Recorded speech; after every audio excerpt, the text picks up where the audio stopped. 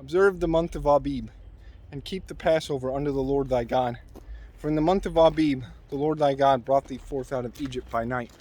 Thou shalt therefore sacrifice the Passover unto the Lord thy God, of the flock and of the herd, in the place which the Lord shall choose to place his name there.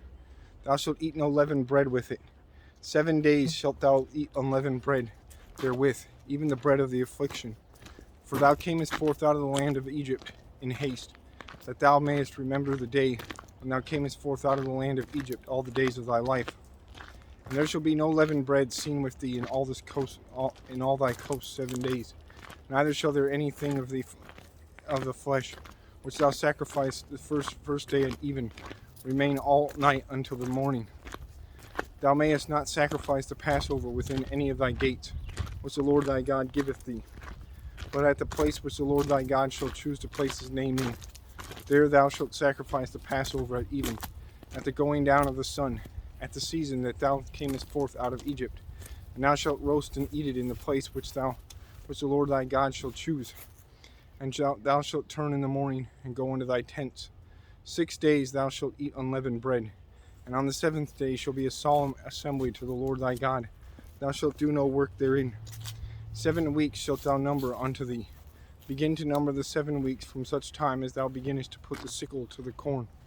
And thou shalt keep the feast of weeks unto the Lord thy God, with the tribute of a freewill offering of thine hand, which thou shalt give unto the Lord thy God, according as the Lord thy God hath blessed thee.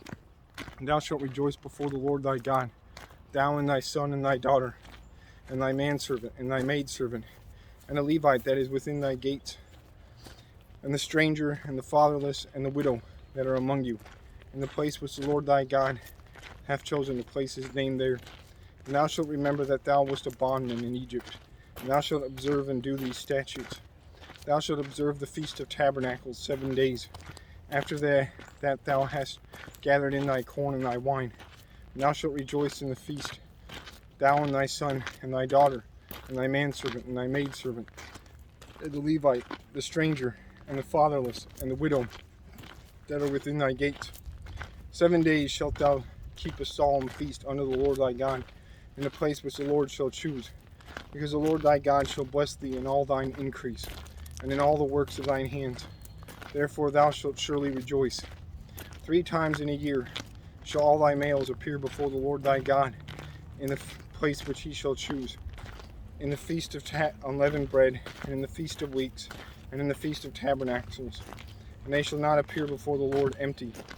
Every man shall give as he is able, according to the blessing of the Lord thy God which he hath given thee.